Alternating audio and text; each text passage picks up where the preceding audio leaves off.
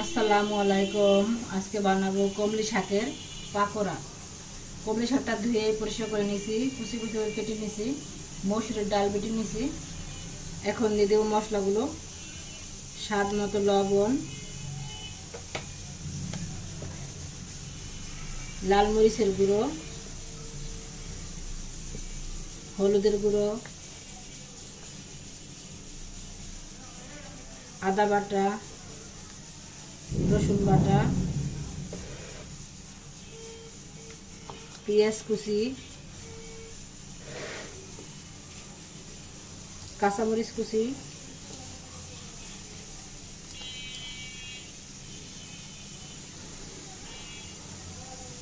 জিরার গুঁড়ো,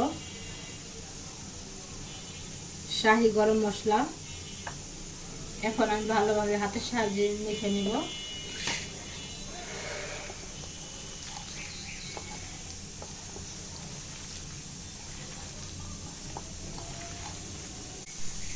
এটা আমার মাখানো হয়ে গেছে।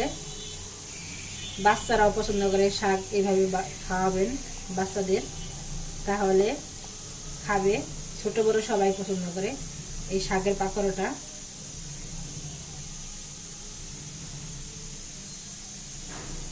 এখন কমলি শাকের পাকোড়াগুলো ভাজার পালা। এতে একে একে সব দিয়ে দিব।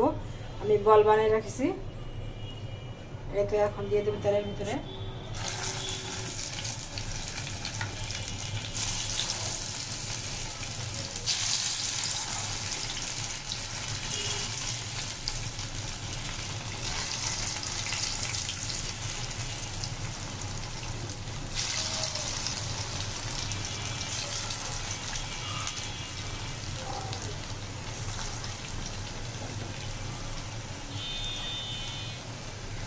এখন আস্তে আস্তে ভাজবো।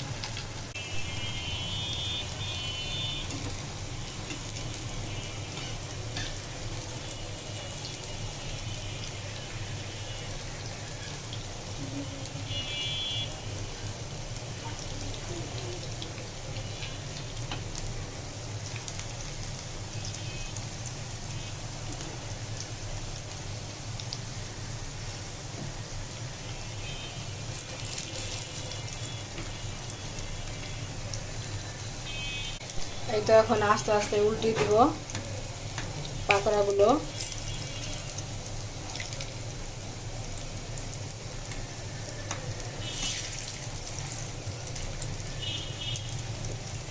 এই তো আমার কমলি শাকের পাকোড়াগুলো হয়ে গেছে। ভালো লাগলে লাইক, কমেন্ট, সাবস্ক্রাইব করবেন।